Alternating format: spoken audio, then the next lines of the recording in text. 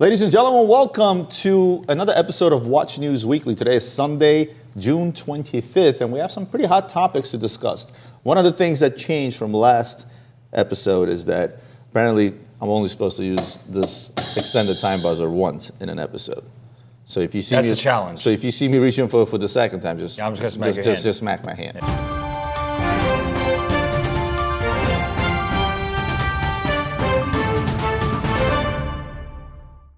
Well, let's jump right into it. Our first topic is AD extortion. You guys by now must have heard about the story where a Bay Area jeweler made a man spend $220,000 on whatever, so he could buy a $109,000 watch that he never got. Right? He was supposed to buy a gold Patek, assuming by the price that's a $59.80 rose gold at retail.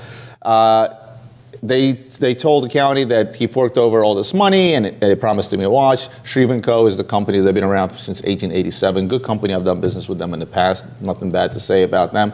But they play the same exact game that every dealer out there plays. And I'm just going to do the math really quick without spending much time on this.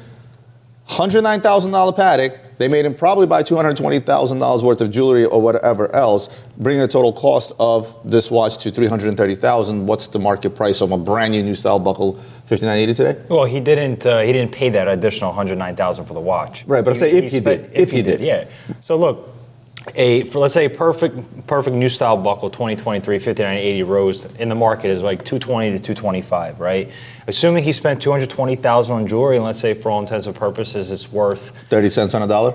If that, let's say 30 cents on a dollar. His cost, his average cost, he would have laid out more money if he would have sold that jewelry than he would have bought it on the gray market. What's the market price on that today? $220,000. $220,000. Yeah. So I mean, look. So rather than spending $220,000 on stuff that he didn't need and then had to go and sell off on pennies on a dollar, he could have just bought the watch and not waited 2 years. Again, this is nothing new, right? At the end of the day, these ADs, they need leverage to sell these pieces because they only get very, very little amount. And $59.80 in rose gold, I would say every point of sale gets maybe a handful a year. I'm going to tell you like this. How do people say, how do the ADs get away with this?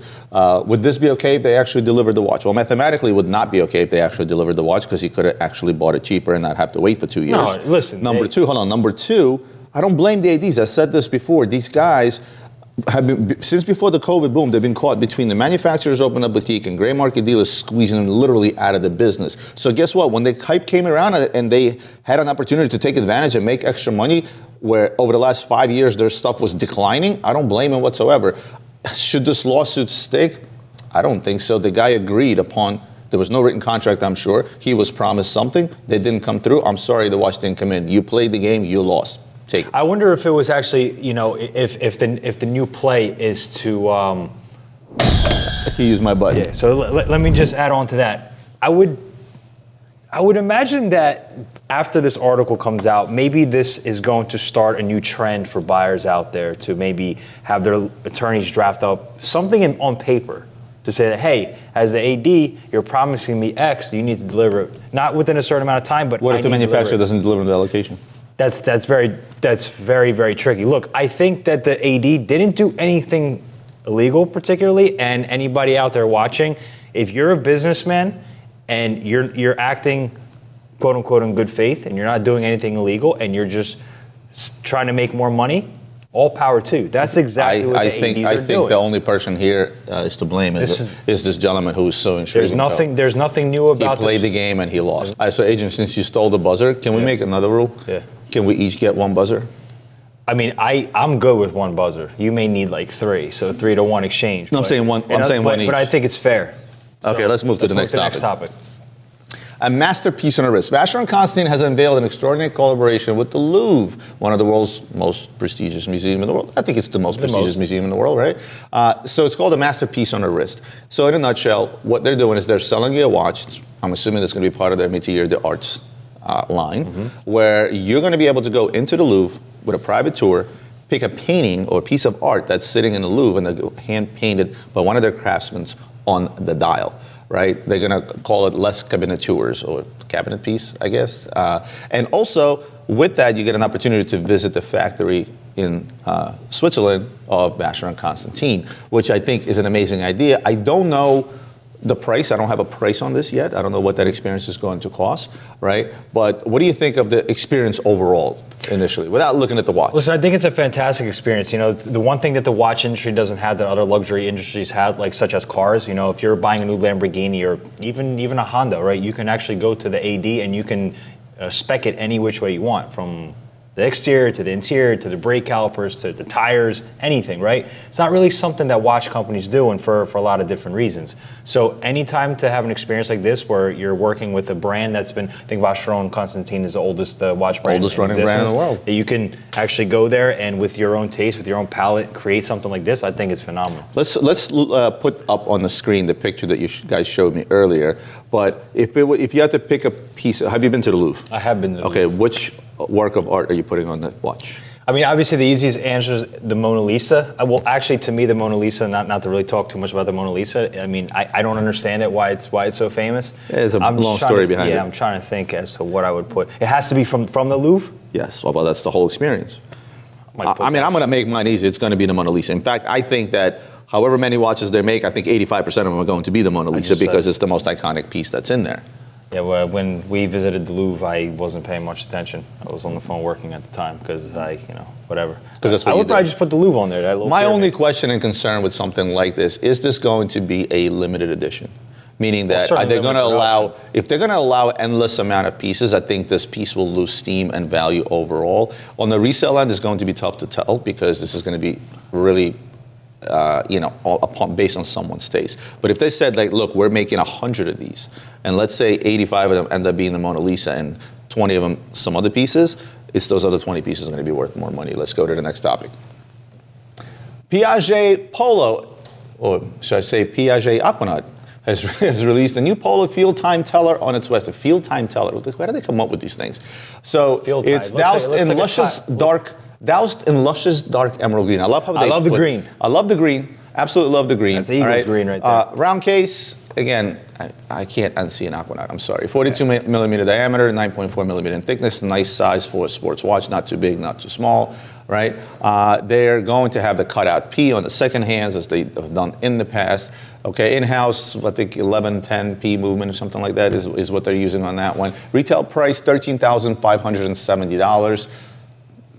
Thoughts about this Piaget Aquanaut? Look, again, this kind of brings me back to a lot of the brands that aren't doing as well as the major four: AP, Rolex, Patek Philippe, and Richard Mille. They look at the most popular watches and they kind of try to emulate them in any way possible. IWC does it, Piaget does it. A lot of brands do it, right? I mean, on the retail side, it's cheap. It's cheap. I mean, they wouldn't be able to sell this watch for over $20,000. That's for sure. $13,000 is a very reasonable price. Great color. I mean, if you like the brand, it's something you buy. Is it something that wows me? Absolutely not.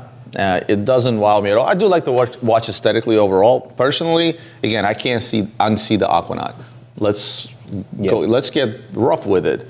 Tomorrow, somebody buys that watch base full list, comes to you and says, Roman or Adrian, I would like to trade this watch in. What are you paying? I'm probably paying half price. Probably less. Yeah. Well, I mean, I just think because it depends on the timing. Well, in the beginning, when this first out there, essentially when you have the watch, you control what the market price is, right? I don't foresee myself selling this for over MSRP, but at the same token, give me something that will save this watch and can make it potentially. What would you do different to potentially make this watch more popular? Because it is a good-looking watch. I really wouldn't do anything. I mean, how much? When you look at the most popular watch out there, Aquanaut's one of them. There really isn't much I would change about it. I think it's as good as it gets. Personally, I think I do something with the dial and I make it in a limited edition. And I would attest it to something popular. I know Piaget, there's no Piaget, let's say in F1, there's no Piaget in soccer. I find something popular, either a person, a sport, an event, or something, make it a limited edition, that cheap, and that watch sells. I would probably make them in all sorts of different colors too. Kind of go to the OP route. Maybe this may red, be the start of that. Yellow. This may be the start of that. And maybe some different color bands that would come along with the watch, not just one band. But overall, nice watch. Let's go to the next topic. Heuer Connected, i.e. the Heuer Apple Watch. Yeah. So they came out with two new connected watches. They call them connected watches, right? But they're just a smartwatch, basically, on a wrist. But looking at the pictures, looking at what they've done, they're a lot prettier than that of its predecessor. They had a Heuer Golf watch, if you remember. Wasn't as pretty. Was it Hublot did the one for FIFA, right, for the soccer? wasn't as pretty, right? So they did 2 edition, 1 DLC and 1 gold, quote unquote, right?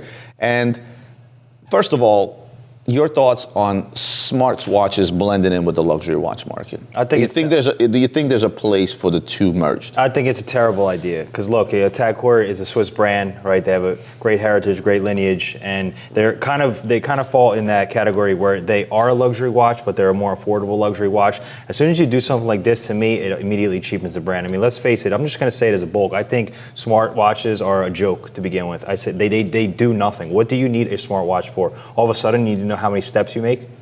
You know, when did you ever need to know that? Look, you really need to know. Look, there is usability for an Apple Watch, but I agree with you. Explain to me, what usability? I know a lot of professionals that are on the go that can't have their phone in their pockets. What can your phone not do popping out of your pocket, answering quickly that you're... I'll give you a perfect idea. Watch. I can't use it, so I think it's useless. Our friends Mike and Jana, she owns a couple of daycares. She runs a daycare, right? And oftentimes her phone is sitting in her office, but her Apple Watch is always on the go. She gets alert from certain softwares that take place within the daycare. She gets alert. People call her. She can talk on the Apple Watch. So it is convenient to do that if you're a personal trainer or something like that. So I'm not going to get into the argument whether you need a smartwatch to begin with. But I will tell you this: I know plenty of people that they will have a fancy watch, and if they want a smartwatch, whether it's one of those bit things or whatever they're called, or Fitbits, et cetera, or the Apple Watch, they will wear both. That I know. I agree with you that I think that there's no place to merge the two, and simply being because technology gets outdated. In about 4 or 5 years, that's an outdated watch, and it carries no value horologically. To me, the FIFA watch. When it first came out, I had somebody that ordered 20 of them from me. Right? To me, right now they're worthless. To me, there's the board of directors and creative directors sitting at a table saying our brand is going to hell. We need to come up with something. And that's what they come up with. I absolutely agree with you. And smartwatches. I think they look great. I think they're beautiful looking watches. Matter of fact, take those watches and the digital screens you see and make them in real life, and I think you'll have a hit because they're good looking watches. But just make that physically rather than digitally. Not a fan. Moving on. All right, so a couple of weeks ago, we talked about exports going down. Yep. And I think this next topic is the direct proof of the market that we're in now, which is this, right? A bit volatile, up 10%, down 20%, up 10%, down 10%, et cetera. So Switch watch exports jumped again in May. Deliveries in the U.S. rebounded, and demand for luxury timepieces in China stayed strong. Shipments surged by 14% last month to $2.6 billion in value. And the Federation of the Swiss Watch Industry said Tuesday the increase underscores continued demand for pricey watches from brands including Rolex, Omega, Patek, Cartier, despite concerns that shaky economic growth may dampen consumer interest.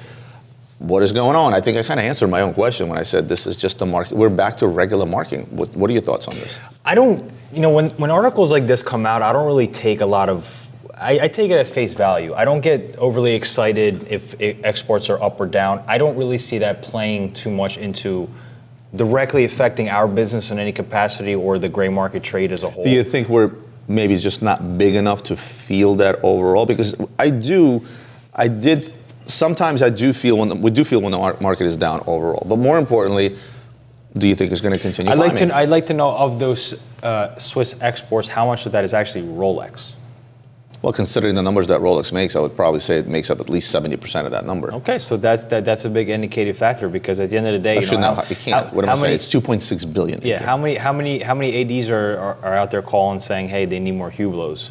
I'm orders for this, orders for that. That's why I can see Cartier. I can see Omega. Patek and Rolex, they're at the mercy of the dealers. Yeah. Of the manufacturer. I mean, look. You could say two things. Hey, if you're looking at a list like this, from a watch buyer's perspective, you're saying, hey, exports rebound. That means more product is hitting the market. Essentially, what happens is that the prices are going to start going down. When exports are low, that means there's a shortage of product. Means prices naturally are high. But this is such a small. We just talked about 2 weeks ago where that's why it's hard. When these exports were down, all of a sudden they're back up. And I think it's just a sign of what. Just because people asked me to draw a graph of current market, and I said this. Just because exports are up or down does not necessarily indicate anything from the AD, right? Just because you're getting in more watches does not necessarily mean you're selling more watches. I'm gonna leave it at this. And I'm simply going to say that, look, to the question, do I think that something like this is going to continue climbing? You're not using your thing. You're over time. Oh, I'm going to use my one buzzer. This is the last topic.